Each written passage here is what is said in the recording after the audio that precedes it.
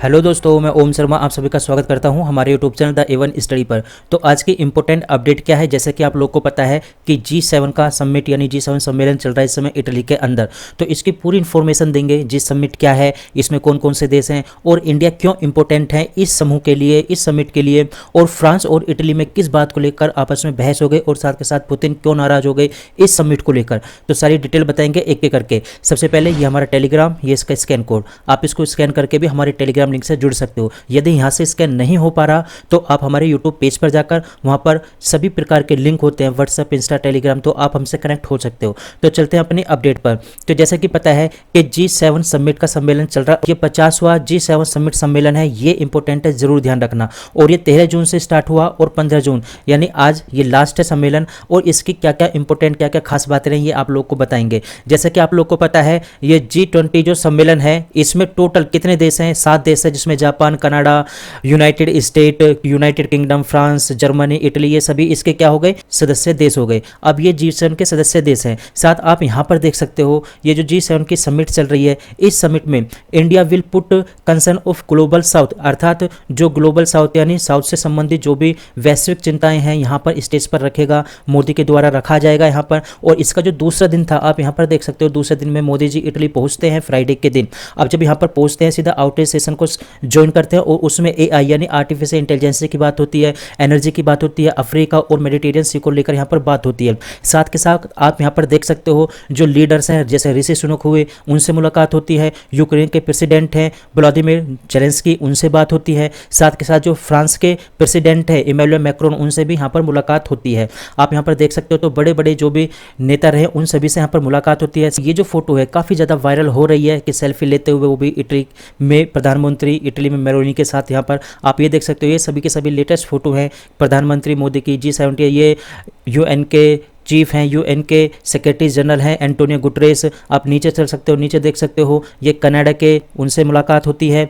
नीचे चलते हैं तो यहाँ पर देख सकते हो ये फ्रांस के प्रेसिडेंट है, मुलाकात होती है। ऋषि सुनक से मुलाकात होती है, अर्थात बड़े बड़े लीडरों से यहाँ पर मुलाकात होती है PM मोदी की। अब ये भी फोटो देख सकते हो, ये ट्विटर पर काफ़ी ज़्यादा है। ये किसने? हरनाथ सिंह यादव ने पोस्ट किया है ट्विटर पर और बताया कि विश्व के 7 शक्तिशाली देशों के समूह के शिखर सम्मेलन में भारत, अर्थात भारत यहाँ पर इसका सदस्य देश ना होते हुए भी भारत इस समूह में लगातार शामिल हो रहा है। ये भारत के लिए बड़ी सम्मान की बात है और भारत की क्यों इंपॉर्टेंस है इस चीज़ के लिए आगे आप लोग को बताएंगे। ये हरनाथ सिंह यादव वही हैं जिन्होंने संसद के अंदर वक्फ बोर्ड का मुद्दा उठाया था। आप ये देख सकते हो, ये फोटो तो काफ़ी ज़्यादा वायरल हो रही है क्योंकि ये जिस तरह से प्रधानमंत्री मोदी को देख रही हैं, अर्थात ये देखने बात कर रही थी लेकिन तुरंत ही एक तरह से फोटो क्लिक हो जाता है तो ये सीन आ जाता है और ये बड़ा स्तर पर वायरल है। ये भी वहीं के ही सीन है G70 सम्मेलन के जो इस समय इटली के अंदर हो रहे हैं। अब यदि आगे चले तो ये फोटो भी काफ़ी ज़्यादा वायरल है। जब PM मोदी मेलोनी से मिलते हैं तो वहाँ पर मेलोनी उनका सम्मान करती है नमस्कार के साथ, आप देख सकते हो। और ना केवल मोदी के साथ सम्मान करती हैं, आप यहाँ पर सबसे पहले ये वीडियो देखिए। इस वीडियो में मोदी जी आते हैं, मेलोनी से मिलते हैं और मेलोनी उनका हाथ जोड़कर नमस्कार करती है।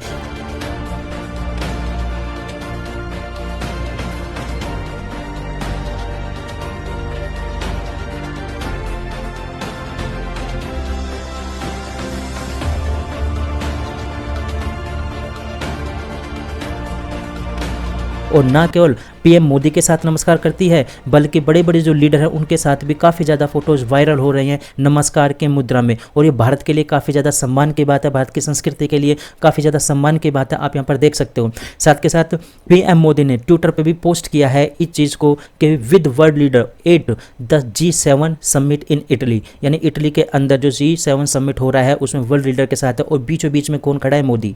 आप देख सकते हो भारत के PM मोदी यहाँ पर खड़े हैं, जो बीचों बीच में खड़े हैं, आप यहाँ पर देख सकते हो। यदि आगे चलें तो सबसे पहले सऊदी अरब को भी इसका न्योता भेजा गया था कि आप G7 समिट में आइए, लेकिन सऊदी अरब ने हाजी कमिटमेंट दिया और इन्होंने इनकार कर दिया, एक्नॉलेजमेंट लिया और इन्होंने मना कर दिया कि हम समिट में अटेंड नहीं हो पाएंगे।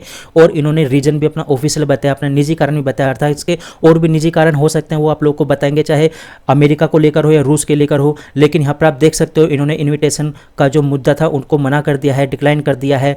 इटली के जो पीएम हैं उनसे, इटली के जो प्राइम मिनिस्टर हैं ग्लोरिया मेलोनी, उनसे उन्होंने बोला है थैंक यू और थैंक्स कहा है और बताया कि मैं वर्क ऑफ ऑफिस के कारण किसी की तरह से नहीं आ पाऊंगा यहाँ पर बताया। हालांकि देखा जाए तो अमेरिका को लेकर इनके जो मुद्दे हैं इस समय, क्यों अमेरिका के साथ इनकी एक डील थी किस चीज़ के लेकर, ऑयल को लेकर। ये जो ऑयल के लेकर डील हुई थी, और क्या डील हुई थी कि आप जो कच्चा ऑयल निकालते हो, ये लगभग 1971-73 के आसपास की बात है कि आप जो कच्चा तेल निकालते हो, उस कच्चा तेल निकालने के साथ आप सेल करते हो तो आप उसको सेल डॉलर में कीजिए। ये यहाँ पर डील हुई थी 50 साल के लिए। अब वो डील खत्म हो चुकी है। जब खत्म हो चुकी थे, अब उस डील को बिल्कुल रिन्यू करने से मना कर दिया है।